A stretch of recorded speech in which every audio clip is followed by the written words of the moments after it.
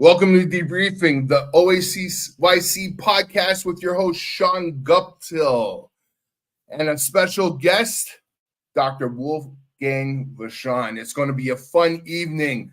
Let's get the crowd coming in. We're going to wait for a bit. Welcome, everybody. It's CYC Week 2024. This is our podcast debriefing. You're joining us for the premiere. Give a little bit before people start to come in. Let our social medias connect.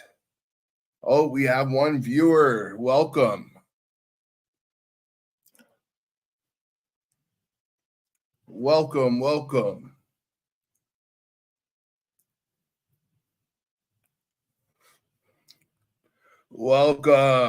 One person so far.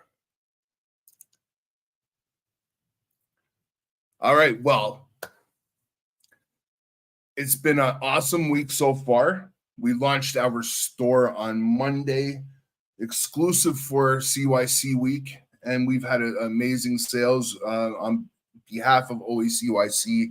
I can't thank you all enough who've already purchased something, got our swag on, and repping the OACYC. Thank you very much.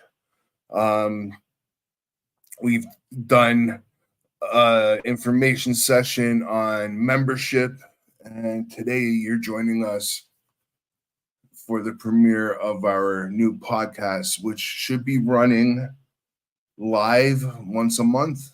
We're going to have some pre-shows going in between that, pre-recorded shows going in between that, but we should be bringing some amazing guests, and it will be fun. So follow us on our YouTube, follow us on our Facebook, follow us on LinkedIn at OACYC.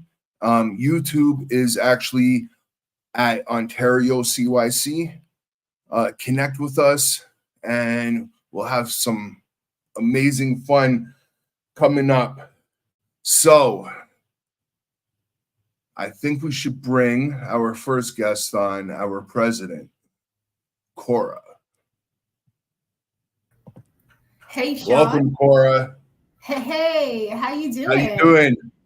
Yeah, I'm good. How are you feeling finally at the threshold of the podcast? I'm loving it. A little nervous, but you know what? I'll get my niche. I'll get my space, and we'll make this happen.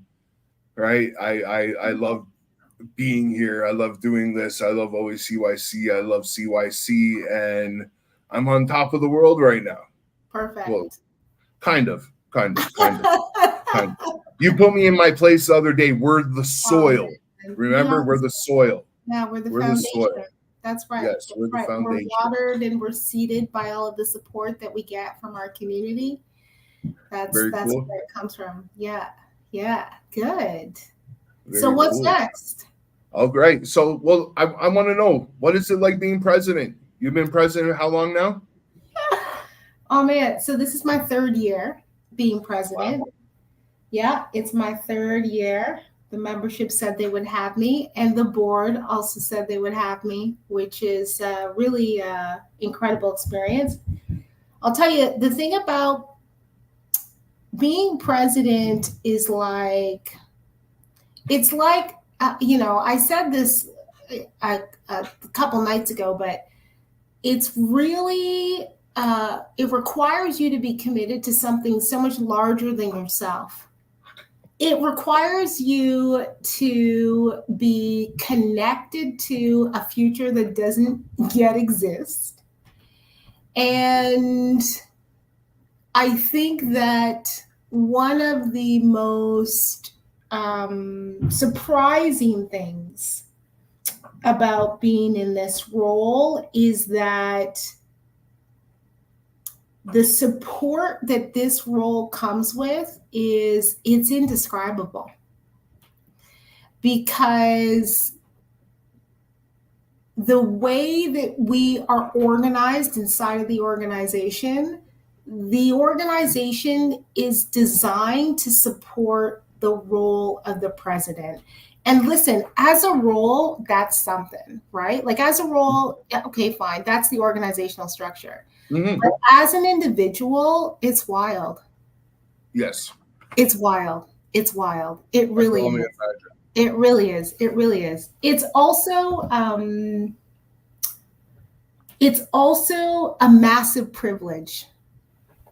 Mhm. Massive privilege. It's a massive privilege to hold the role of president and to be steward to the overall direction of the organization. I mean, I said it before and I'll say it again. I love it, and I feel so lucky and so honored and so privileged to hold this role. It's great. Awesome. Yeah, totally. And I tell you, you're best president I ever had. Thanks, man.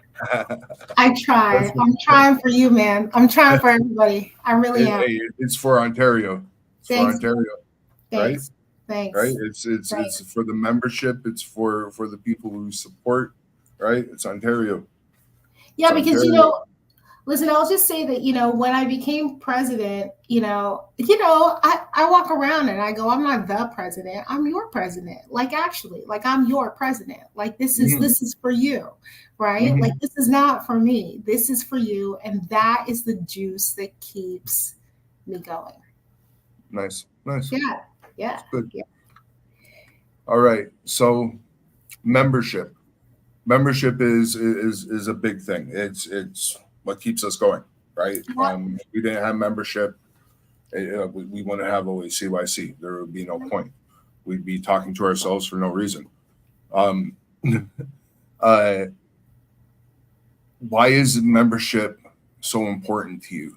Why do you think membership is so important? Why is it important for someone to become a member?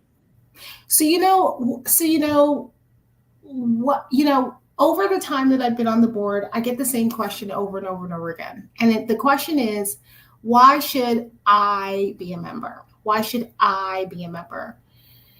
And a couple of years ago, I really tried to answer that question from many different people. And then I came to the conclusion that I can't answer a question about what you would get out of membership. And so where that led me was membership isn't for you. And it's not for me. It's for us. It's for us. It's for our community. It's for our new graduates. It's for those who have been doing youth work in community, who haven't gone through, the formal education in Ontario. It's for us. It's for the community. Membership is for us because membership funds the association, and the association stands for the advancement of the profession. It's like, yes, there are individual benefits, but whilst I'm here, I'm only interested in the collective benefit. And so, membership rocks because it's for us.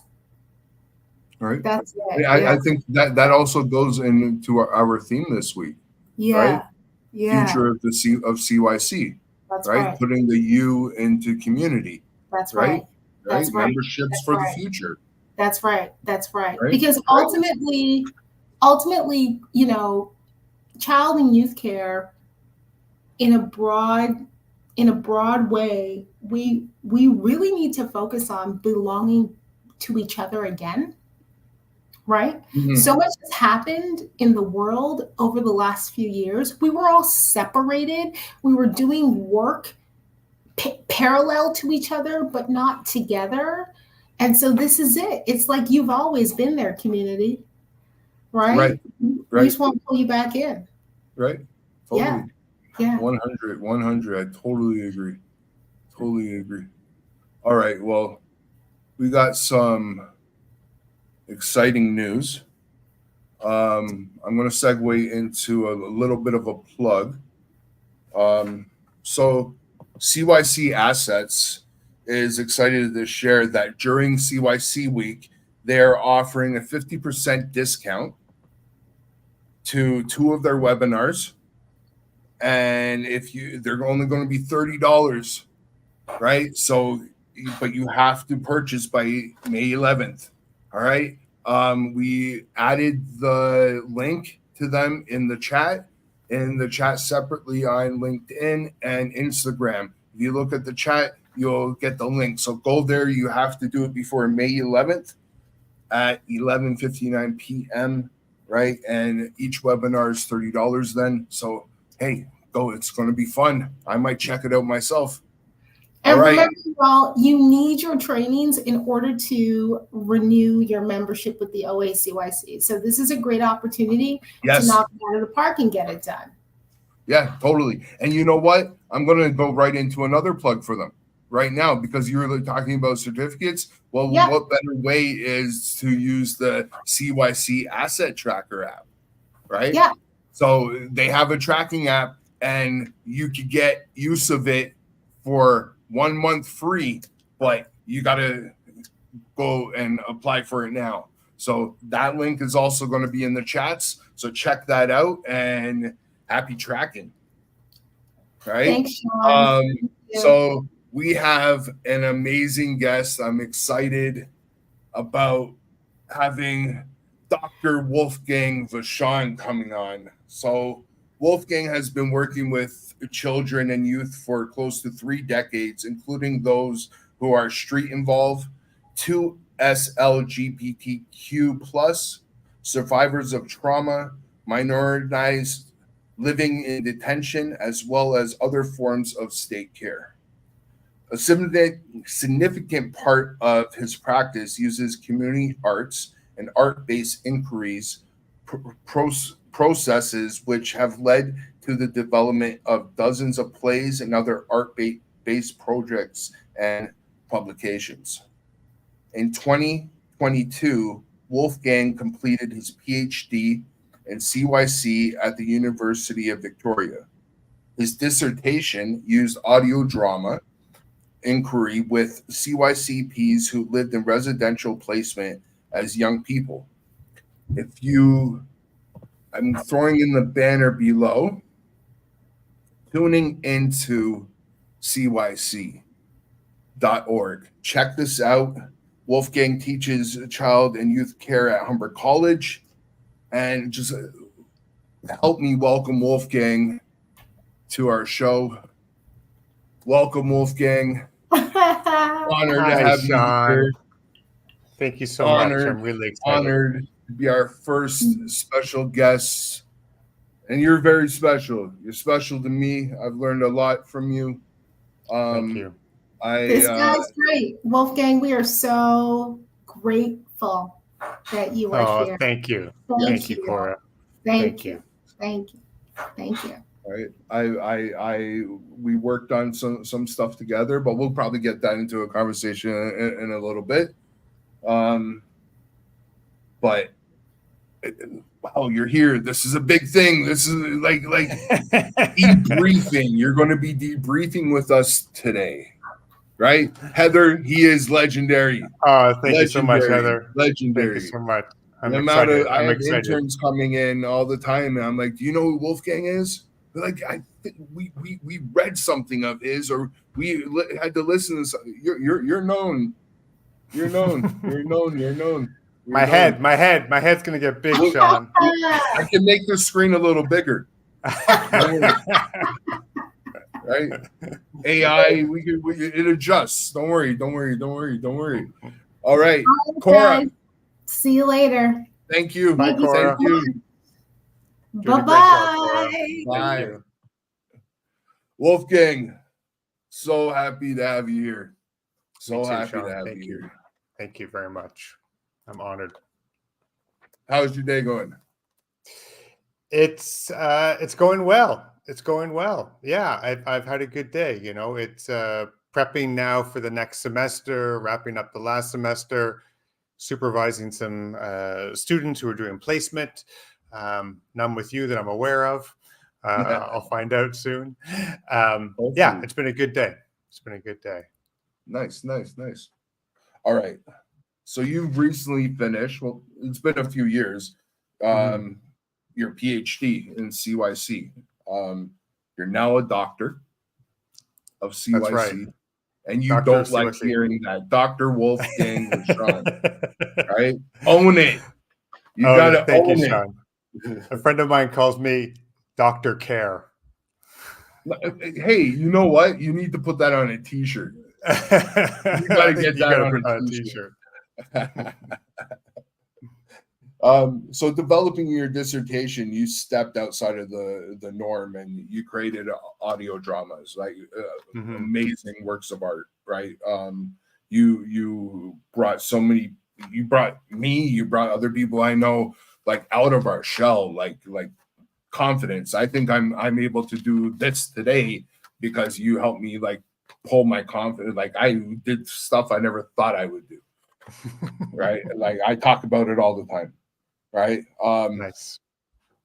You did audio drama inquiries. One was hiring care, which is 7 CYC practitioners with lived experience in the child welfare system, considering their time in care, and then refiled one I worked on you with, and this had the audience hearing a story of what it's like to be removed from care, from your family, put into care, and then working in care in the system and thinking about going to get your own files and trying to figure out what people said about you and what it was like.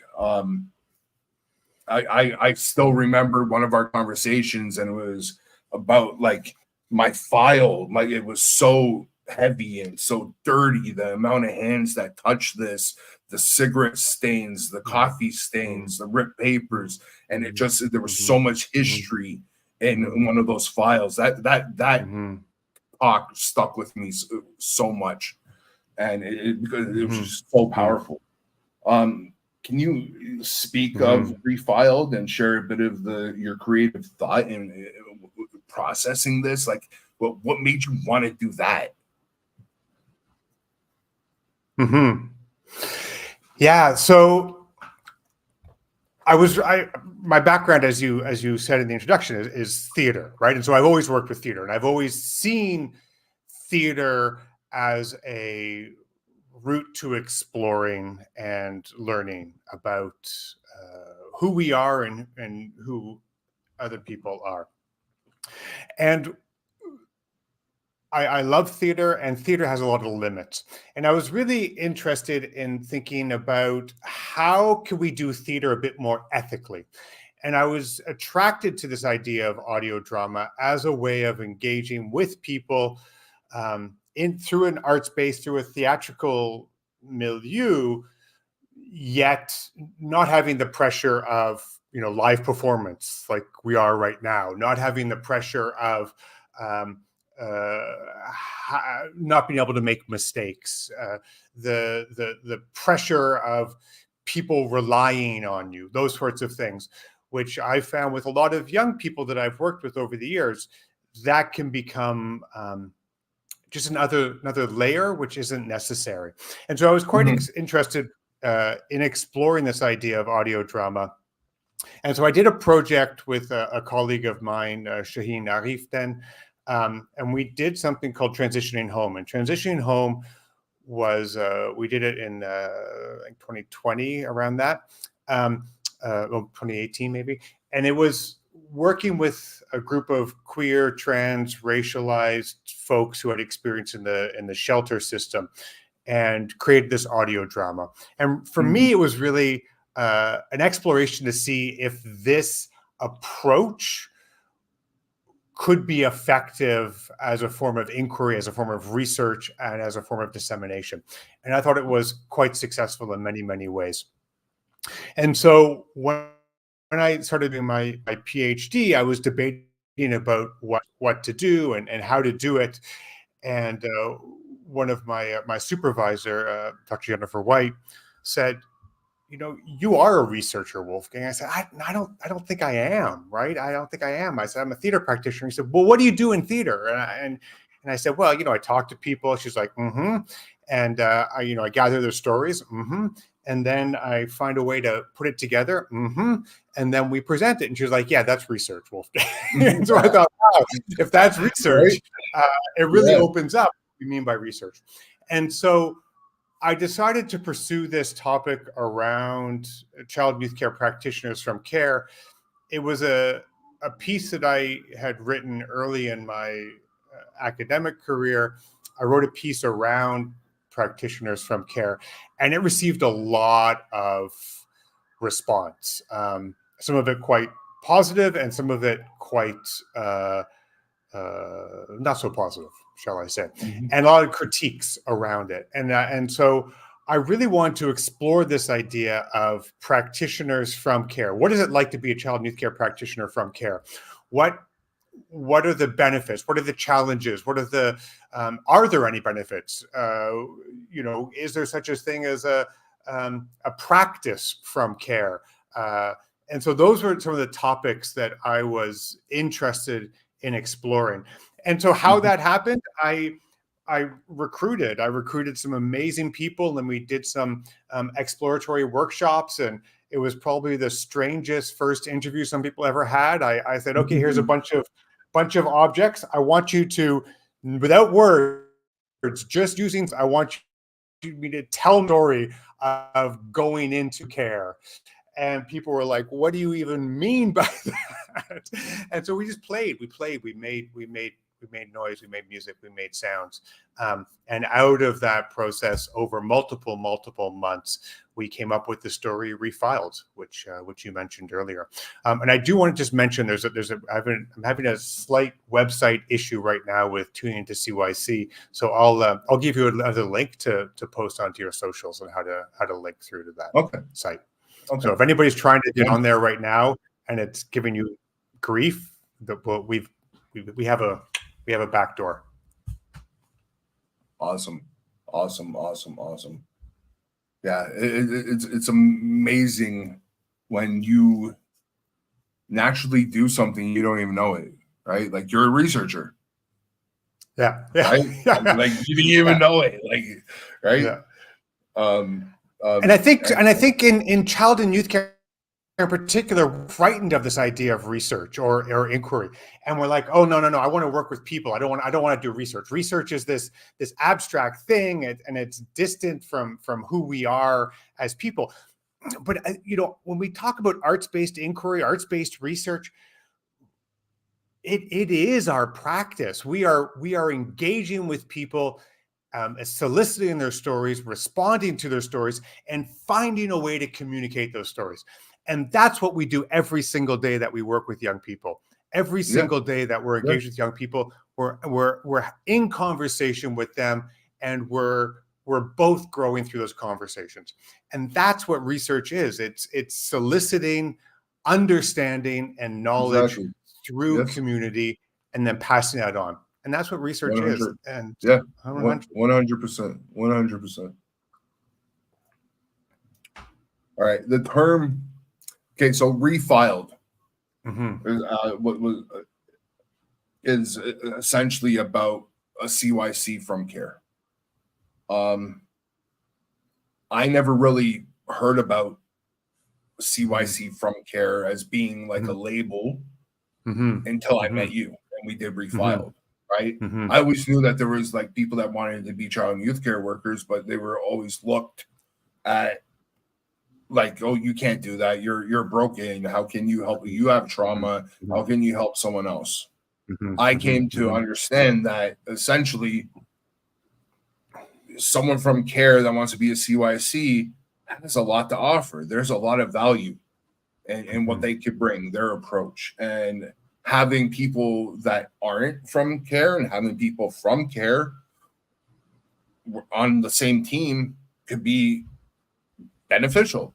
You can have different approaches, right? The whole thing where if you don't think that you could support someone, your strength is showing that, hey, can you see if you could help them? Asking your colleague, right? Like passing the support off to someone else, right? That's a strength. And I think just being able to have people from care on a team, there's so much value there. There's it's lived experience, right? And some of the people that we support, if not all, could tell if someone's being fake, right? Or just trying to say, I get it from a textbook, right? I understand. I read a couple of case studies, right? That really doesn't go nowadays, right? People want people that were hands-on, that actually get it, that went through something. Do you see value in this? Do you see the taboo changing? The taboo of CYC from care changing? What do you see? What's the, like? Is there value, a real value in CYC from care? Yeah. So I believe so. I absolutely believe so. So if you'll indulge me, I think what I'd like to do is I'd like to talk a little bit about some of the findings from the process that I did, and Sure. Sure. When we talk about value of practitioners from care, I think we have to recognize that it's not universal, right? And so there's going to be, it really depends on the specific individual. Now, pretty much everyone, I won't say pretty much, I would say every single person that I spoke to, and there's about 20 altogether for my PhD, all of them identified benefits to being from care. You asked about taboo, and it was quite intriguing to me. Some people really claim an identity about being from care, and other people don't. And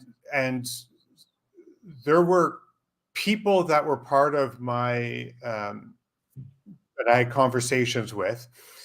Some people who I had known for years, Sean, and I had never known that they had spent time in the child welfare system. And it was only when I was reaching out and looking for people to be part of the process that they came forward and identified that to me. Mm. And I found that fascinating. So I asked them why, and they said, because of the stigma, because of the taboo, because of all those sorts of things that they carried. Now, I'll also say that most of those people were of my generation or older. So, they weren't 20-year-olds, right? So they're people in their 40s, 50s, 60s later who were more resistant to disclosing.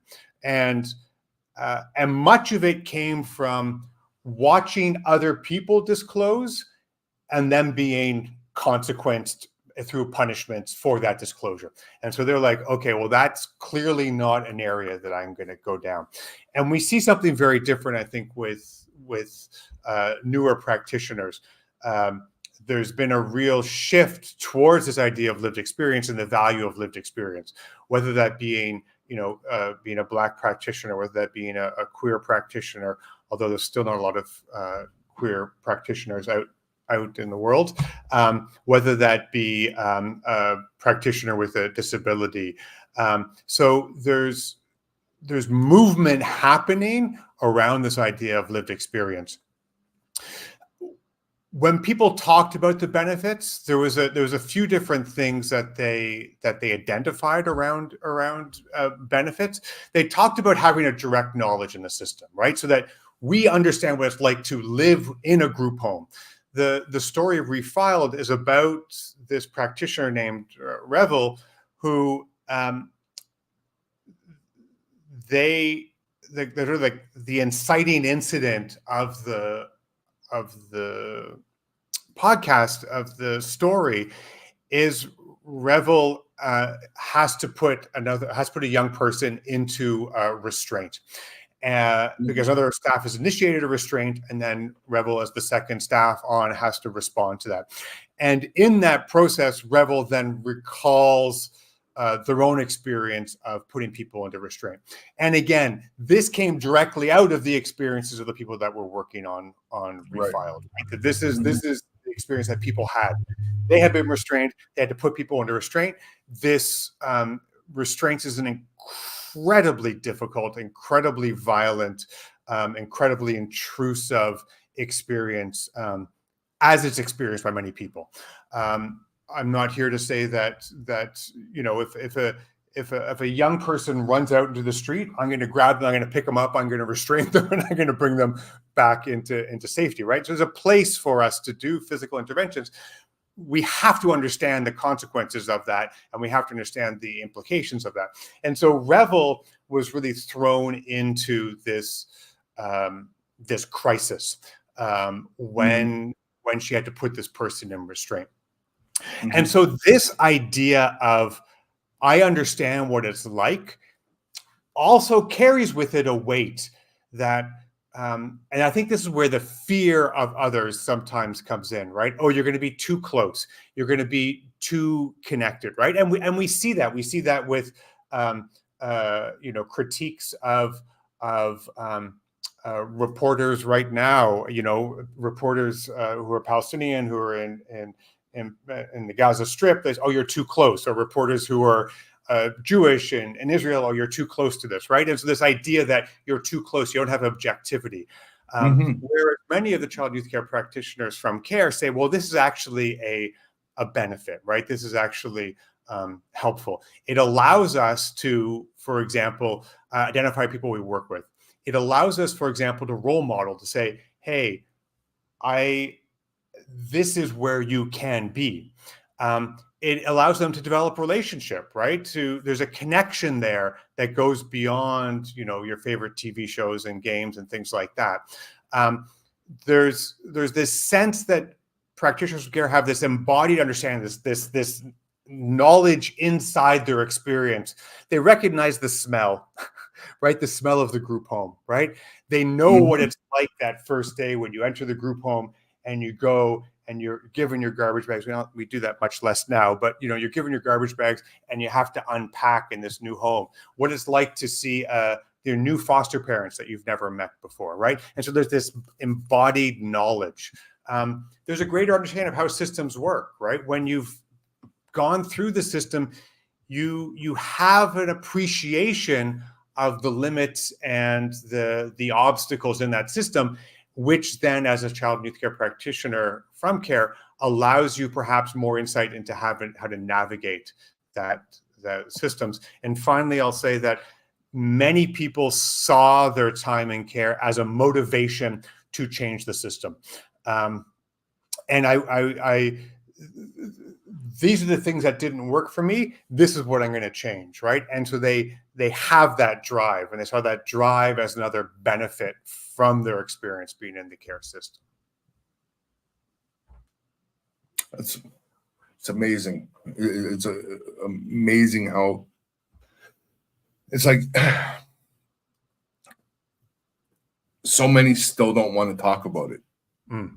So many. And we have so many people from all walks of life becoming practitioners, and the fear of sharing, the fear of disclosing is common among all walks of life. This idea, this fear came up a lot as well in our conversations, right? And some of that fear was based in, I'm going to be labeled, right? I'm going to be labeled as this or that. Some of that fear was based, people talked about being told that they couldn't work with certain populations because they're going to be too close. Right. People were treated cautiously, right, by their colleagues, right? And practitioners from CARE also talked about, it's sometimes it is hard. It's hard to leave our work at home. Sometimes we do over-identify. Sometimes we do see ourselves, right? And so all of those sorts of things are real, right? So we don't want to minimize, those elements of being from CARE as well, right? It's not all sunshine and roses. Right. You've heard of my CYC utility belt. right? Yes, And yes. that goes off of when I was working at Youth Without Shelter, and I used my lived experience being a ex-resident from there. Sometimes with certain youth that live there, I would disclose, and it helped build that rapport. And it just it's tough because I understand some. If I told some, there could be manipulation, there could be stuff, right? I could get in trouble with my boss, with the place I'm working at, right?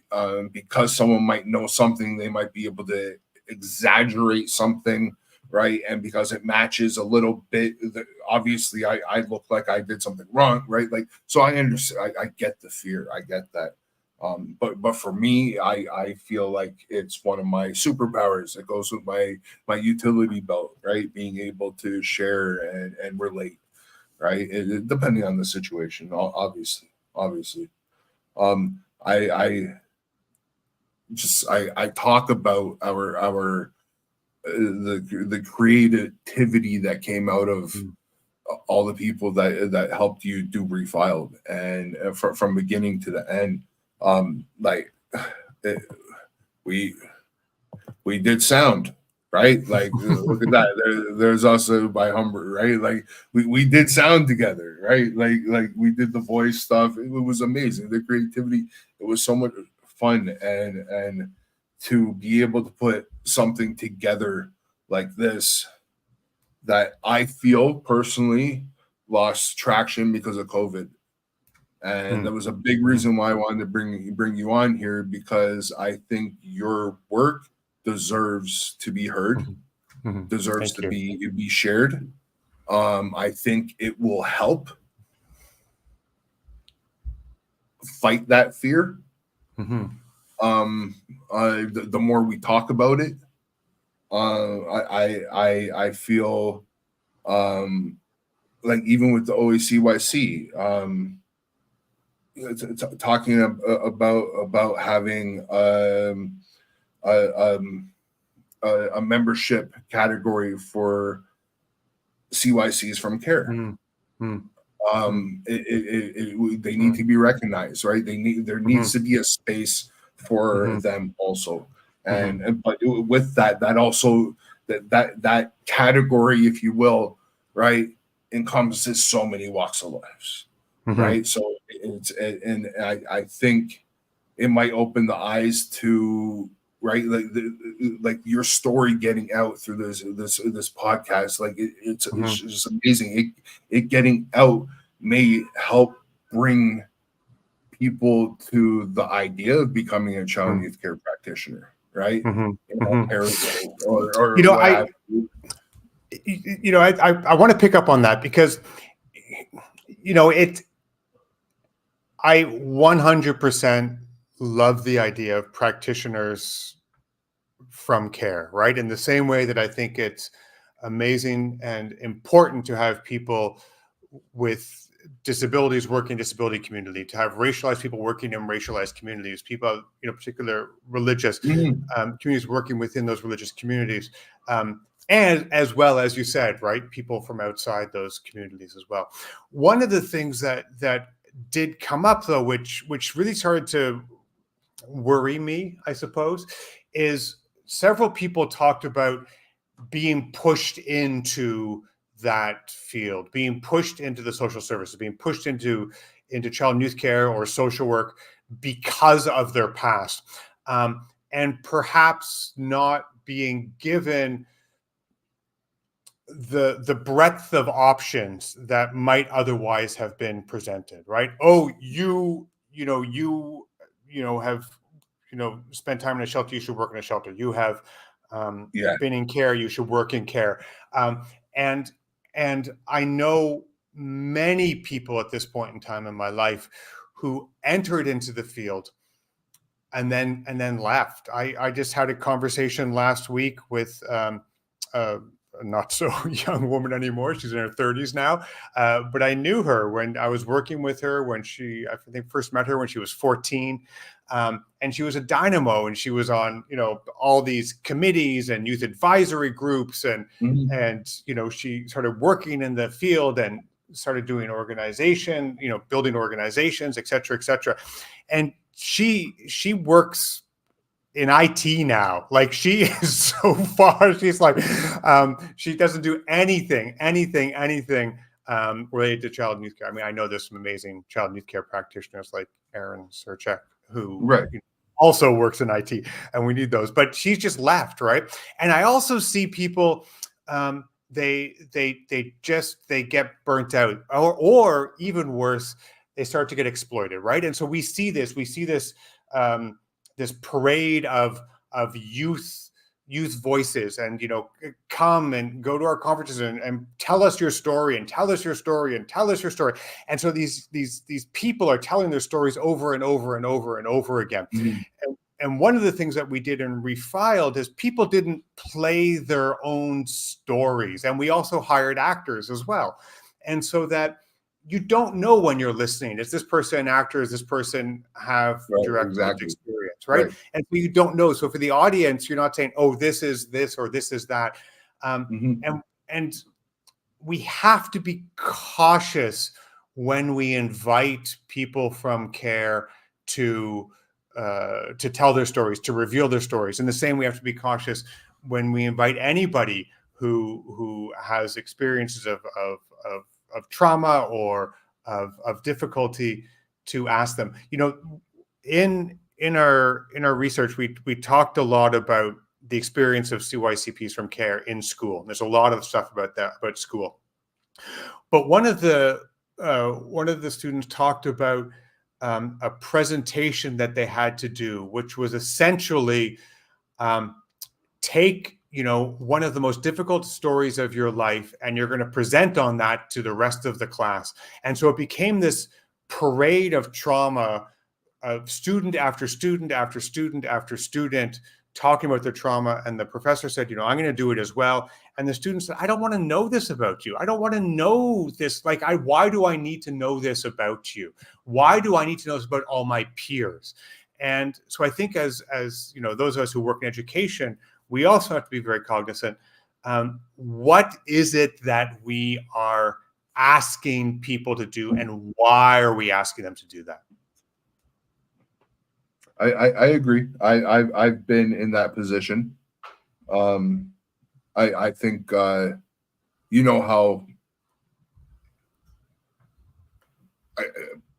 passionate I was about supporting youth experiencing homelessness.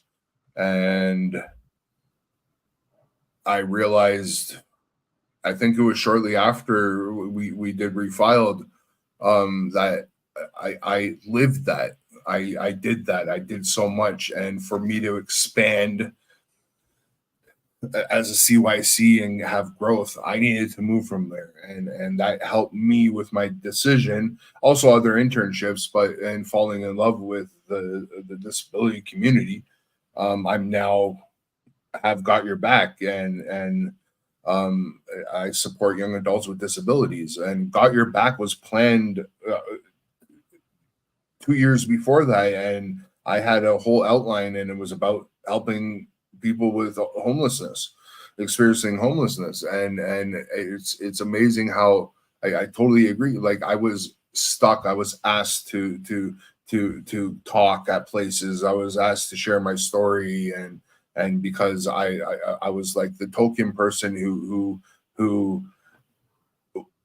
kind of I was a success story, for, if you will, for some places. I could share my story, and they were able to get funding because I had a sob story and a success story, and I think a lot of that I could see why some people would want to change course, right?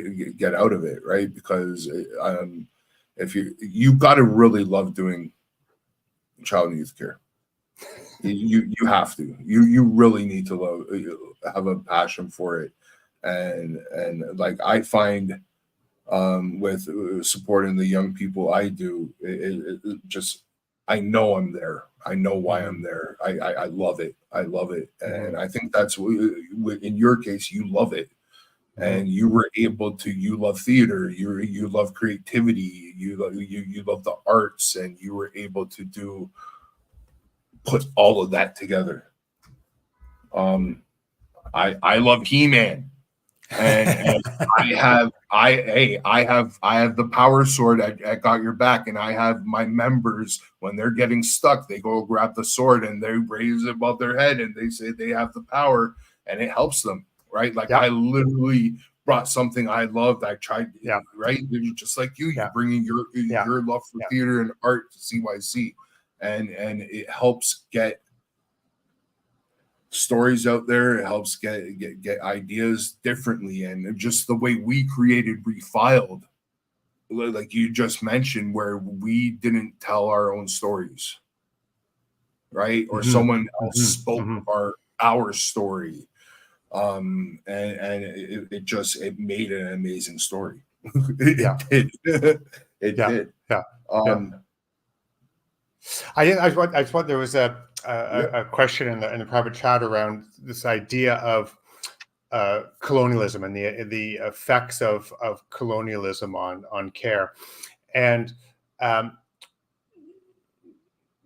we had people from a variety of different perspectives, including Indigenous folks, and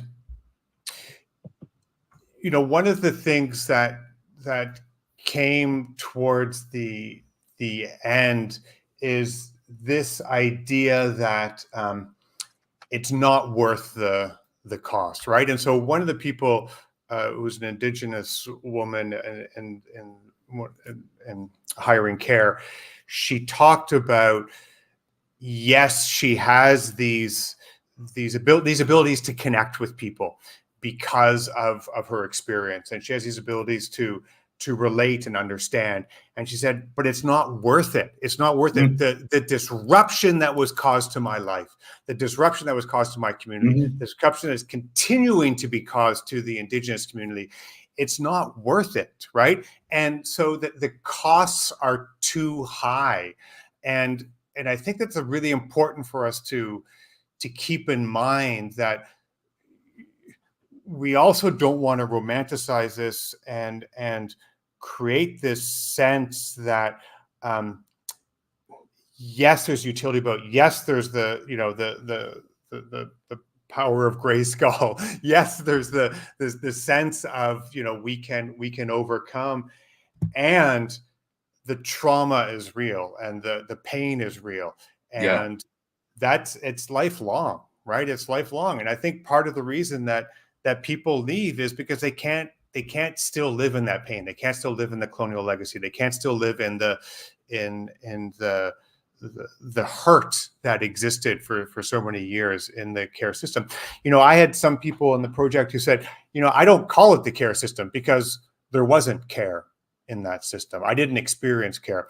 And one of the people I spoke with, she said, if as an educator, you have a student and they don't really seem to understand what care is or how to care, it might be that they never experience care. And don't pathologize them. Understand that they might never experience care. And this person said, I don't know, because I never had care. And I had to learn how to care. I had to figure that out as an adult. And that's part of the legacy as well of the experience of some people. Some people don't know how to care. And so our job, Cora was talking about, us and community. Our job, I think, is to find the ways to support. Heather Pearl in the comments here talked about the therapeutic benefit of disclosing. When I was having conversations with practitioners from care, do you have a question you want to ask? And one of the people, the first person I interviewed, said, did you find healing through going to school? And that was a very common narrative, this idea that people found healing by going to school. And I had some people, when I asked that question, they got really offended and upset that I asked that question. They said, school is not a place for healing. Therapy is a place for healing. And don't come to school to heal. And other people said, yes, I found healing through school. And so we have to understand that people are also coming into the education system for different reasons. And perhaps they will come in and they will heal, and perhaps they will then move into IT. And that's great as well. Right? Yeah, it's amazing. I think I know a few people that like just like the diploma was therapeutic for them, and they moved on to something else, right? But it's awesome professors that bring stuff out of us that make it therapeutic, right? And your CYCs. Yeah, it's true. It's true. Right? Like it or not, we can't leave it. Right? We're getting that holistic approach. Indeed. In our education. Indeed. Well, I'm being aware of time, and we're doing pretty good. I before we leave, I want to remind our audience that we are giving away one student membership at the end of this show. That's so awesome. You need to stick around. And one student membership, we're going to do a Kahoot, I think. I'm going to see how that works out, but it's only one question. First, we answer the one question. Oh, and man. It's going to be fun and exciting, right? I think all the students, at least I know Humber students, know what Kahoot is, and we're going to have fun. But I got one final question. We'll go along with the theme of CYC week, future of CYCs. Do you have any words of encouragement for future CYCPs? Yeah, you know, it can be an incredibly rewarding field, child and youth care, right? Like I've been around this field for a long time. It's incredibly rewarding, and so I encourage you, if you have an interest and a willingness and desire, then please pursue it. Take care of yourself, right? As you're doing it, take care of yourself. Take care of those around you. Know that you have other options as well, right? That how your future unfolds, it will unfold as it needs to unfold. And I also want to say that, yes, people from care, child youth care practitioners from care, we can absolutely change individual lives, and we can change the larger system. And there's a lot of people who have direct experience in care who are doing amazing work right now. Some of them are CYCPs, like yourself. I think of Shannon Cherry. I think of Megan Lindy.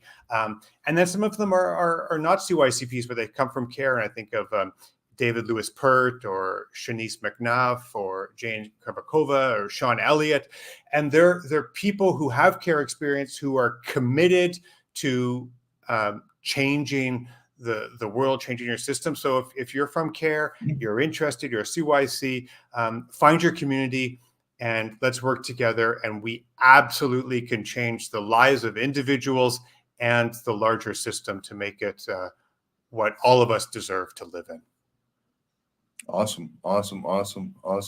Wolfgang, it's been a pleasure. Thank you so much, Sean. I'm so excited for a debriefing. This is amazing. I'm glad you're doing this, Sean.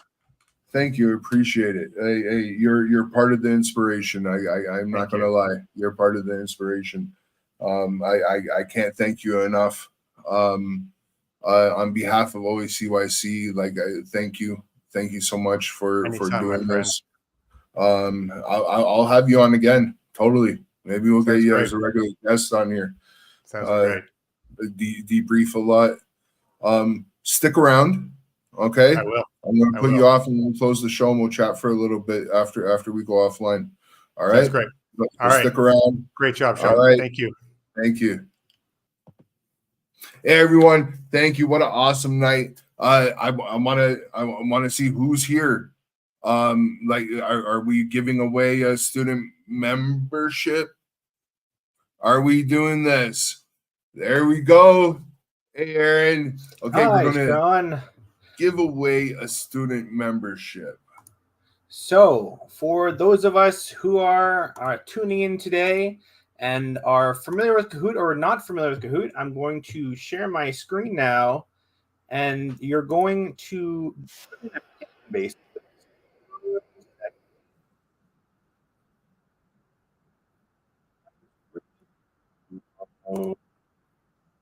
What Kahoot? There it is. You should now see the Kahoot screen. So, if you go either with the Kahoot app or to www.kahoot.it and you enter that PIN, you'll be able to join us for this very exciting one-question Kahoot. The way this is going to work is I will see who answered it first, and whoever gets the first answer will win the student membership. Of course, I will have to verify you are a student. I'll double check that, so don't try to play me. You can use the QR code, I believe, as well. Yes, you can. You can use QR code. I see some people popping in, so we'll just give it maybe one more minute, and then I will press go. I love the Kahoot music. I gotta say, I've never not loved the Kahoot music. Right? It always made I got excited. It really class when we heard about Kahoot. It really gets you excited about learning. So, as an educator in my other existence, this is a tool I use a lot. All right, I'm gonna go ahead and press go. All right.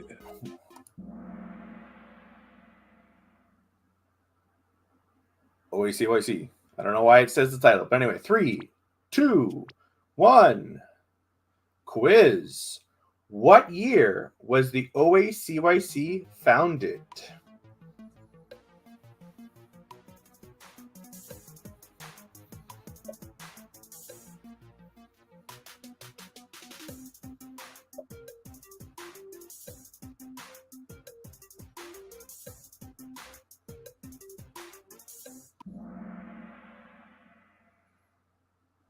Oh my goodness. That is not at all what I expected, but the correct answer was 1969, and nobody got it. Nobody got it. Oh my goodness. Wow. So how do we do this? So I'm going to do it by the one person who answered 1965, because that's closer. So that's how I'm going to choose this. All right. So who did that? 1965. 1965. It's going to tell me who did 1965. 1 second. It's still going to announce the things, which is hilarious. But if we go to the summary now, 1965 was... Oh, bear with me. It doesn't want to tell me. Okay. If you answered 1965, please be honest and tell me you answered 1965, because it's not in the mood to be honest with me, apparently. So sorry about that. But if you answered 1965, please put in one of the chats now, and I will see it, and I will get in contact with you, or the OACYC will get in contact with you. I'm going to stop. If not, you can always send an email to membership@oacyc.org, and we will fix that up. Yep. I'm going to disappear now. Bye, folks.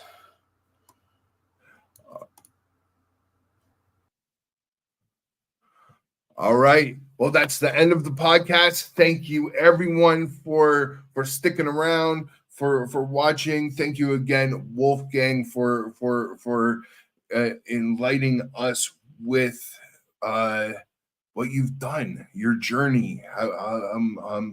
We gotta do a big thing for CYC from CARE, and I hope that we can get people watching the podcast. I hope we could regenerate the motivation that was happening, and get your story out. Traction was lost during COVID, and I think it deserves to be heard. It deserves to be shared worldwide. Things need to be heard.